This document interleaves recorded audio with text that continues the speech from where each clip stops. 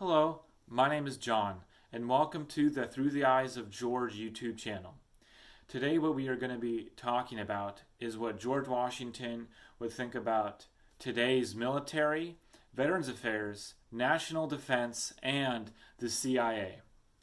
In Joseph Ellis's His Excellency, a great biography about George Washington, it says, instead of going to college, Washington went to war. And it's true, George Washington did go to war instead of college. He spent many years of his life on the battlefield, and he never had the opportunity to go to an accredited university or an accredited college. But in doing so, and being in war and being the commander-in-chief of the Continental Army and being our very first president, he saw a lot of things that we can do better.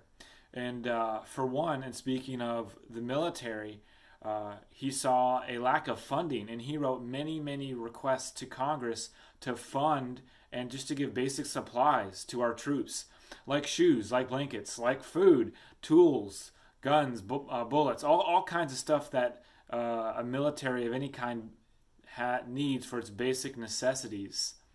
Now, yes, we didn't get that funding. A lot of the soldiers went on to not getting paid. And if you look up the Nuremberg crisis, you'll see the veterans, onto Veterans Affairs, not getting paid for what is due to them for their service. Imagine if that happened today. If any of our military men are not even in this country, in a different country, when served in some other continent or wherever, and they came back home, or their families, and let's say that soldier passed away on the battlefield, didn't get paid after their service. How do you think people would feel? What do you think would happen? George Washington stepped in the Nuremberg crisis, and basically pleaded with them to not mutinize, the soldiers and the officers, and they declined to mutinize after hearing out George Washington. And we should fund the Department of Defense today. That's what George Washington would say. I can't speak personally on should it be trillions of dollars or multi-billions of dollars. I don't know, but George Washington would definitely say whatever the military needs to succeed in whatever operation that they're doing, we need to fund them. On the topic of the CIA, there are two great books on that, and that is Thomas B. Allen's book and Brian Kilmeade's book on the Secret Six Culper spy ring that George Washington was involved with. It was essentially the CIA before the CIA. And a lot of things happened to help procure hiding of information and hiding of just things needed to deceive the British, to deceive the enemy. And we had to use everything at our disposal during the Revolutionary War to make that happen. Now, also with like national defense, the military, Veterans Affairs, how can you be a soldier? I personally asked the question, how can you be a soldier if you don't know how to?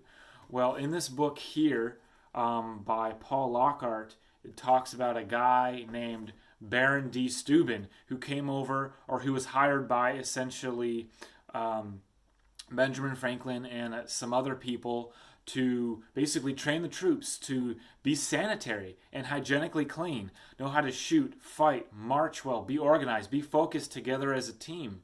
And yes, Baron D. Steuben had an interesting past, and he had a lot of interesting things happen to him, but George Washington needed the best and the brightest to win the war.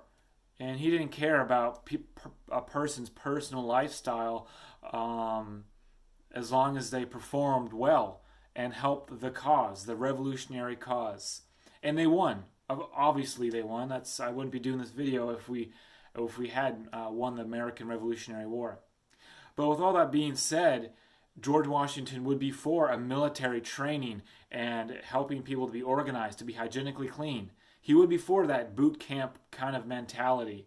But beyond that, I don't know what to say. I'm not going to pontificate and I'm not going to extrapolate. Another great book about George Washington's military experience is General George Washington, A Military Life by Edward Lengel.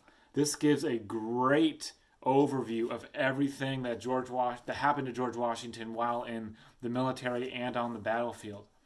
Again, as always, I'll leave my sources in the description below with all these books. If you like this video, you can click subscribe, give it a thumbs up. If you don't, that's cool. But thank you for watching this video, and I look forward to talking to you soon. Thank you.